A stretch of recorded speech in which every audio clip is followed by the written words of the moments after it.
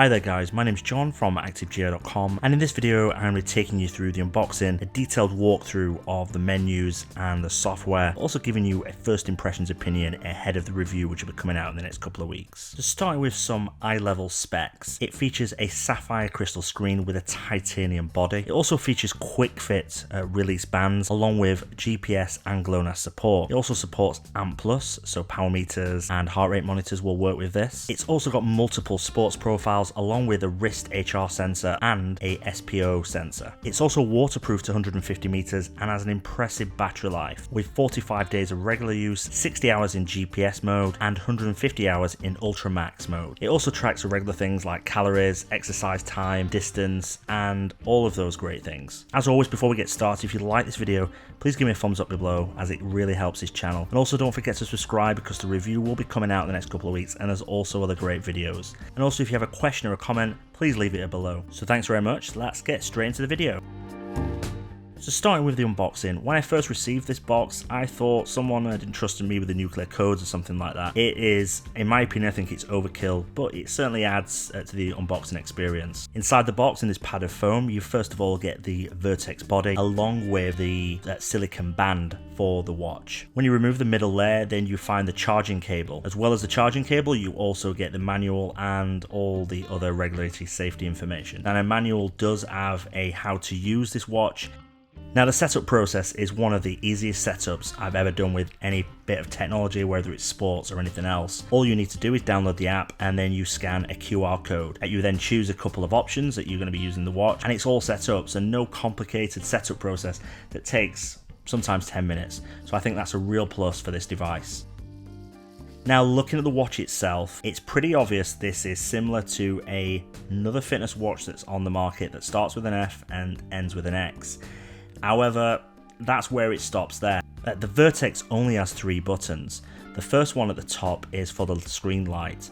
The one at the bottom is to go back, or you can use this to go into some of the advanced menus, but the middle button is a digital knob, similar to the digital dial that you find on the Apple Watch. And I found this really good and really simple to use, especially with the software that's been built for this watch.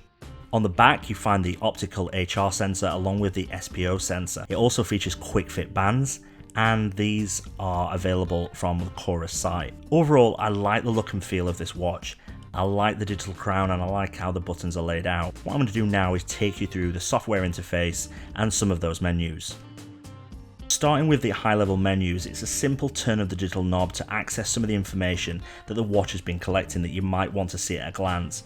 You also in here as well, you see the notifications which work from your phone. Again, using the digital knob, all you do is press and you can access the activity menus. In here there is a host of different activities that this watch tracks.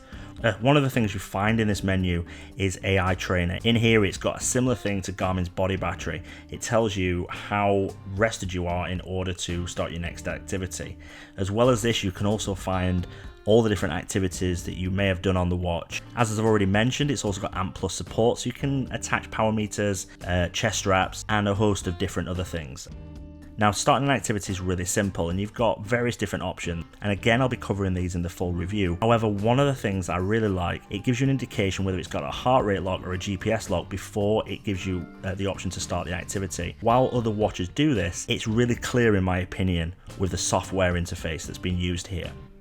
Once you're in an activity, you use the digital knob to scroll through the different menus. You can also customize these within the app, and you've got various different options. Once you finish an activity, it's pretty similar to any other fitness watch. You either can save or discard, and then once you finish, you can then scroll through and see some of the high-level data within the actual watch itself, rather than having to go through to the app, which I found so far really useful, but I want to dig more into this. Okay, so my first impressions, as I've already said, this is not a full review.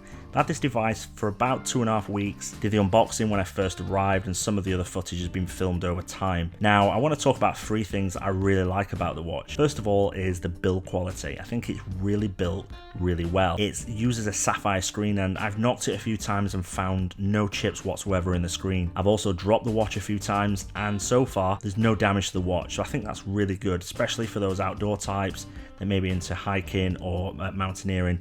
that maybe are afraid to damage their watch. I think that's really good. But the second thing I really like is the software on face value appears really good. It's not laggy, it's not buggy, and the interface and the digital knob work well together. Now the third thing that I really like is the battery life. Now, as I've said, I've had this for about 2.5 weeks, and when I first got it, I didn't bother to charge it. It was around about 95%. It's currently sitting in the mid-40s at the moment, and I have been using it every day since. I've been using it for a variety of different activities. Battery life is really impressive, so I'm really impressed with that. I'm looking forward to testing this more and seeing what I get out of it with more long distance activities, such a big hike that's coming up in the next couple of weeks. Now, one thing that's still glaringly obvious, I did a opinion article back in May when this watch was first announced. And now some of the issues I had with the watch looking similar to another fitness watch that's in the market already, and also borrowing some of the software likeness, they've sort of gone away because I think it works a lot better than that other brand. However, the fact remains is the price. This watch is seriously expensive. That concern's still not gone away. There's still a lot of concerns around the price, particularly when you can go into the market and get a watch that on face value offers a lot more capability and a lot more features for the same price. If we take the Garmin Fenix 5 Plus series for instance, you get a lot more for the same price, or in some cases in sales a lot less. So that will still remain a concern through this review, and I can imagine the review will be certainly touching on that, and it will certainly be a factor when I give my opinion. Guys, that's the end of my opinion of this watch so far. Hopefully you've liked this video, and if you have, give me a thumbs up. And also, if you've got a comment or a question, please leave it below, and don't forget to subscribe because the video will be coming out, and if you press that bell button, it will certainly notify you when the review comes. So thanks very much. I'll speak to you soon.